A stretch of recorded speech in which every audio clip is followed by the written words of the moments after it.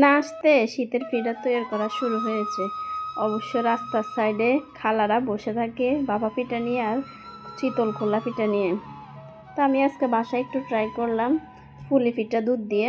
তার জন্য আমি পরিমাণ মতো পুলি পিঠার জন্য নারকেল গুড় দিয়ে রেডি করে নিলাম। অবশ্য সবাই জানে এর জন্য দেখানো হয় না, চাউলের গুঁড়ির আটা করে নিলাম। নিয়ে সবগুলো পিঠা আস্তে আস্তে বানিয়ে নেব। এই যে কীভাবে বানাচ্ছি সবাই তো দেখতেই পাচ্ছেন।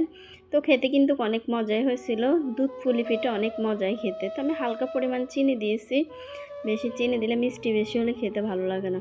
সবগুলো পিঠা দিয়ে দেবে একে একে, দিয়ে অল্প কিছুক্ষণ পর্যন্ত বলক আসলে আমি চুলাটা বন্ধ করে দেব। কিছুক্ষণ পর্যন্ত চুলার জাল ধরিয়ে দিয়ে বলক আসলে চুলাটা বন্ধ করে দেব। তো অবশ্যই একবারে মুখে দিলে একবারে গলে যায়, খেতে কিন্তু অনেক মজাই হয়। এই যে দেখেন আমি পরিবেশন করে দিলাম আমার বাচ্চাদেরকে। তো সবাই ভিডিও দেখবেন, লাইক কমেন্ট শেয়ার করবেন, সবাই ভালো থাকবেন, আমাদের জন্য দোয়া করবেন। সবাই ভিডিও দেখার জন্য সবাইকে অসংখ্য অসংখ্য ধন্যবাদ। আল্লাহ হাফেজ।